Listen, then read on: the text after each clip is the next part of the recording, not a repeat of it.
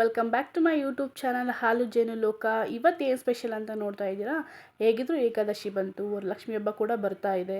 So ಹಾಗೆ ಕಜ್ಜಾಯ ಕೂಡ ಮನೇಲಿ ಮಾಡ್ತಾ ಇದ್ವಿ. ನಮ್ಮೂರ ಸೈಡ್ ಏಕಾದಶಿ ಹಬ್ಬ ತುಂಬ ಗ್ರ್ಯಾಂಡಾಗಿ ಮಾಡ್ತೀವಿ. ಸೊ ಅದನ್ನು ನಿಮ್ಮ ಜೊತೆ ಶೇರ್ ಮಾಡೋಣ ಅಂತ ಅನ್ನಿಸ್ತು, ಅದಕ್ಕಾಗಿ ಶೇರ್ ಮಾಡ್ತಾ ಇದ್ದೀನಿ. ಇಲ್ಲಿ ನಾವು ಇವತ್ತು ಕಜ್ಜಾಯ ಮಾಡ್ತಾ ಇದ್ದೀವಿ. ಕಜ್ಜಾಯ ನಮ್ಮ ಸೈಡಲ್ಲಿ ಹೇಗೆ ಮಾಡ್ತಾರೆ ಅನ್ನೋದನ್ನು ನಾನು ತೋರಿಸ್ತೀನಿ. ನಿಮ್ಮ ಸೈಡಲ್ಲಿ ನೀವು ಹೇಗೆ ಮಾಡ್ತೀರಾ ಅನ್ನೋದನ್ನ ಕಮೆಂಟ್ ಸೆಕ್ಷನಲ್ಲಿ ಕಮೆಂಟ್ ಮಾಡಿ. ಸೊ ನಾವಿಲ್ಲಿ 3 ದಿನಗಳ ಕಾಲ ಕಜ್ಜಾಯಕ್ಕೆ ಅಕ್ಕಿನ ಹುನಿ ಹಾಕಿರ್ತೀವಿ. 3 ದಿನ ಅಂದರೆ full day and night full 3 days ಕಂಪ್ಲೀಟಾಗಿ ಹುನಿ ಹಾಕಿರ್ತೀವಿ. ಬಟ್ ನೈಟ್ ಹೊತ್ತು ನೀರನ್ನ ಚೇಂಜ್ ಮಾಡ್ತಾ ಇರಬೇಕು. ಸೊ ಕಂಪ್ಲೀಟ್ ಆದಮೇಲೆ 3 ದಿನ ಆದಮೇಲೆ 4ನೇ ದಿನಕ್ಕೆ ಅದನ್ನು ನೀರನ್ನ ಸೋರಿಸಿ ಇಡಬೇಕು. ಸೋರಿಸಿ ಅಂದರೆ ಒಂದು 2-3 ಗಂಟೆಗಳ ಕಾಲ ನೀರೆಲ್ಲ ಫುಲ್ಲು ಡ್ರೈ ಆಗಿರೋ ಥರ ಸೋಸಿ ಹಾಕಿ ಇಡಬೇಕು. ಅದಾದ ನಂತರ 2-3 ಗಂಟೆ ಆದಮೇಲೆ ಅದನ್ನು ಮಿಕ್ಸಿ ಜಾರಲ್ಲಿ ನುಣ್ಣಗೆ ಪುಡಿ ಮಾಡ್ಕೋಬೇಕು. ಸೊ ಪುಡಿ ಆದಮೇಲೆ ಹಿಟ್ಟನ್ನು ನಾವು ತಕ್ಷಣವೇ ಜರಡಿ ಹಾಡಿ ಆ ಹಿಟ್ಟು ಹಾರೋಗ್ದಾಗೆ ಹಾಗೆಯೇ ಈ ಥರ ಕೈಯಲ್ಲಿ ಪ್ರೆಸ್ ಮಾಡ್ತಾ ಇರಬೇಕು. ಇಲ್ಲಾಂದರೆ ಹಿಟ್ಟು ಹಾರೋಗುತ್ತೆ, ಬಿಸಿ ಇರುತ್ತಲ್ಲ ಅದು ಹಾರೋಗುತ್ತೆ. ಅದಾದಮೇಲೆ ನಾವಿಲ್ಲಿ ಪಾಕ ತೊಗೊಳೋದಕ್ಕೆ ರೆಡಿ ಮಾಡ್ತಾಯಿದ್ದೀವಿ. ಪಾಕ ತೊಗೊಳೋದಕ್ಕೆ ಇಲ್ಲಿ ನಾವು 2 ಲೋಟ ಅಕ್ಕಿಗೆ 2 ಲೋಟ ಬೆಲ್ಲ ತೊಗೊಂಡಿದ್ದೀವಿ. ಸೊ ಬೆಲ್ಲ ಒಂಚೂರು ಕರಗಲಿ ಅಂತ ಹೇಳಿಬಿಟ್ಟು ಸ್ವಲ್ಪ ಅಂದರೆ ದೊಡ್ಡ ಲೋಟ ಇದ್ದರೆ ಅದರಲ್ಲಿ 1/4 ಭಾಗ ಪುಟಾಣಿ 1/3 ಅಷ್ಟು ಹಾಕ್ಕೊಂಡು ನೀರನ್ನು ಚೆನ್ನಾಗಿ ನೀರು ಹಾಕ್ಕೊಂಡು ಪಾಕ ಬರೋವರೆಗೂ ಚೆನ್ನಾಗಿ ಕಾಯಿಸ್ಕೋಬೇಕು. ಪಾಕ ಎಷ್ಟೆಲ್ಲ ಬರಬೇಕು ಅಂದರೆ ತುಂಬ ಗಟ್ಟಿನೂ ಕಡು ಪಾಕನೂ ಇರಬಾರ್ದು, ಇಲ್ಲ ತುಂಬ ಬರೀ ಜಸ್ಟ್ ಬೆಲ್ಲ ಕರಗಿದ ತಕ್ಷಣವೇ ಪುಡಿನ ಹಾಕಬಾರ್ದು. ಒಂದು ಎಳೆ ಅಲ್ಲ 2 ಎಳೆ ಬರಬೇಕು. 2 ಎಳೆ ಒಂದಾದಮೇಲೆ ಅದಾದಮೇಲೆ 3-4 ಏಲಕ್ಕಿನ ಚೆನ್ನಾಗಿ ಕುಟ್ಟಿ ಪುಡಿ ಮಾಡಿ, ಸಿಪ್ಪೆ ಹಾಕಬಾರ್ದು, ಜಸ್ಟ್ ಬೀಜಗಳನ್ನ ಮಾತ್ರ ಪುಡಿ ಮಾಡಿ ಅದಕ್ಕೆ ಸೇರಿಸ್ಕೋಬೇಕು. ನೋಡಿ ಈಗ ಪಾಕ ಬಂದಿದೆ. ಯಾವ ಥರ ಪಾಕ ನೋಡ್ಕೋಬೇಕು ಅಂತ ತೋರಿಸ್ತಾ ಇದ್ದೀನಿ. 2 ಎಳೆ ಪಾಕ ಬಂದರೆ ಸಾಕು. ಅಂದರೆ ತುಂಬಾ ಗಟ್ಟಿ ಪಾಕ ಬರಬಾರ್ದು, ಇಲ್ಲಾಂದರೆ ಕಜ್ಜಾಯ ಸಾಫ್ಟ್ ಆಗೋದಿಲ್ಲ, ಕಟ್ಟುಮ್ ಅಂತ ಸಕ್ಕರೆ ಕಜ್ಜಾಯ ಥರ ರೀತಿಯಲ್ಲಿ ಬಂದುಬಿಡುತ್ತೆ. ಸೊ ತೋರಿಸ್ತಾ ಇದ್ದೀರಲ್ಲ, ಇದೇ ರೀತಿ ನೀವು ನೀರಿಗೆ ಹಾಕಿ ನೋಡ್ತಾ ಇರಿ ನಿಮಗೆ ಪಾಕ ಹೇಗೆ ಬರುತ್ತೆ ಅಂತ. ಕೈ ಈ ಥರ ಪ್ರೆಸ್ ಮಾಡಿದ್ರೆ ಕೆಲವೊಬ್ಬರಿಗೆ ಗೊತ್ತಾಗುತ್ತೆ, ಬಟ್ ನಾನು ನಿಮಗೆ ಈಸಿ ಆಗಲಿ ಅಂತ ಹೇಳ್ಬಿಟ್ಟು ನೀರಲ್ಲಿ ಈ ಥರ ಹಾಕಿ ಉಂಡೆ ಮಾಡಿ ತೋರಿಸ್ತಾ ಇದ್ದೀನಿ. ಸೊ ಈ ಥರ ಪರ್ಫೆಕ್ಟಾಗಿ ಈ ಥರ ನೋಡಿ ರೌಂಡ್ ಶೇಪ್ ಆದಮೇಲೆ ಈ ಥರ ತಟ್ಟೋದಕ್ಕೂ ನಮಗೆ ಈಸಿ ಆಗುತ್ತೆ. ಸೊ ಅದಾದಮೇಲೆ ನಾವೇನು ಪುಡಿ ಮಾಡಿ ಇಟ್ಕೊಂಡಿರ್ತೀವಲ್ಲ ಅಕ್ಕಿ ಹಿಟ್ಟು, ಅದನ್ನು ಹಾಕಿ ಸ್ವಲ್ಪನೂ ಕೂಡ ಗಂಟಿಲ್ಲದೆ ಇರೋ ಥರ ನೀಟಾಗಿ ಮುದ್ದೆ ಯಾವ ರೀತಿ ತಿರುಗ್ತಿರಲ್ಲ ಅದೇ ರೀತಿ ನೀಟಾಗಿ ತಿರ್ಕೊತಾ ಇರಬೇಕು. ಒಂದೇ ಸಲ ಹಾಕೋದಕ್ಕೆ ಹೋಗ್ಬಿಡಿ, ಸ್ವಲ್ಪ ಈ ಥರ ನೋಡಿ ತೋರಿಸ್ತಾ ಇದ್ದೀನಲ್ಲ ನಾನು ಅದೇ ಥರ ಒಂದೇ ಸಲ ಹಾಕ್ಕೊಳ್ಳಿ. ಯಾಕಂದರೆ ಒಂದೇ ಸಲ ಫುಲ್ಲು ನೀವೇನು ಇದು ಮಾಡಿರ್ತೀರ ಪಟ್ಟಂತ ಹಾಕಿಬಿಟ್ರೆ ಅದು ಗಂಟು ಕಟ್ಕೊಳ್ಳೋ ಚಾನ್ಸಸ್ ಇರುತ್ತೆ.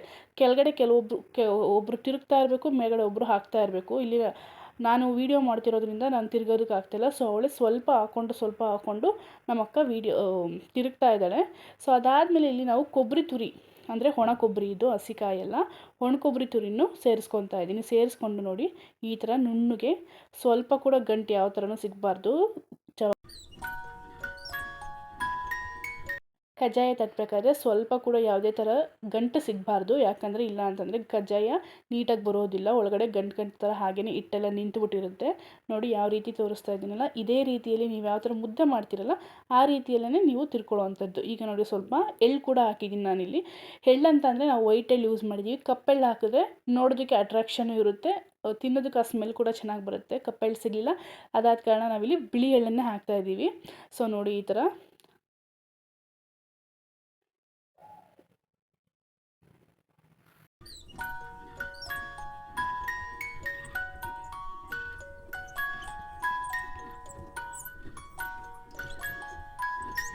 ಅದಾದಮೇಲೆ ನಿಮಗೇನಾದ್ರು ಸ್ವಲ್ಪ ತೆಳು ಅನಿಸಿದ್ರೆ ಇಲ್ಲಿ ನಾನು 1 ಕಪ್ ಮೈದಾನ ತೊಗೊಳ್ತಾ ಇದ್ದೀನಿ. 2 ಕಪ್ ಬೆಲ್ಲಕ್ಕೆ 2 ಕಪ್ ಅಕ್ಕಿಗೆ ನಾವಿಲ್ಲಿ 1 ಕಪ್ ಮೈದಾ ಮಾತ್ರ ಹಾಕ್ಕೊತಾ ಇದ್ದೀವಿ. ಹಾಕ್ಕೊಂಡಾದ್ಮೇಲೆ ಚೆನ್ನಾಗಿ ನೀಟಾಗಿ ಗಂಟಿಲ್ದಂಗೆ ಪಟ ಅಂತ ತಿರುಗಬೇಕು. ಯಾಕಂದರೆ ಮೈದಾ ಬೇಗನೆ ಗಟ್ಟಿ ಆಗಿಬಿಡುತ್ತೆ. ನಾವು ಆದಷ್ಟು ಬೇಗನೆ ತಿರ್ಕೊಬೇಕು, ಇಲ್ಲ ಅಂತಂದರೆ ಗಂಟು ಕಟ್ಕೊಂಡು ಕಜ್ಜಾಯದಲ್ಲಿ ಹಿಟ್ಟು ಥರ ಸಿಗುತ್ತೆ, ತಿನ್ನೋದಕ್ಕೆ ಚೆನ್ನಾಗಿರೋದಿಲ್ಲ. ಸೊ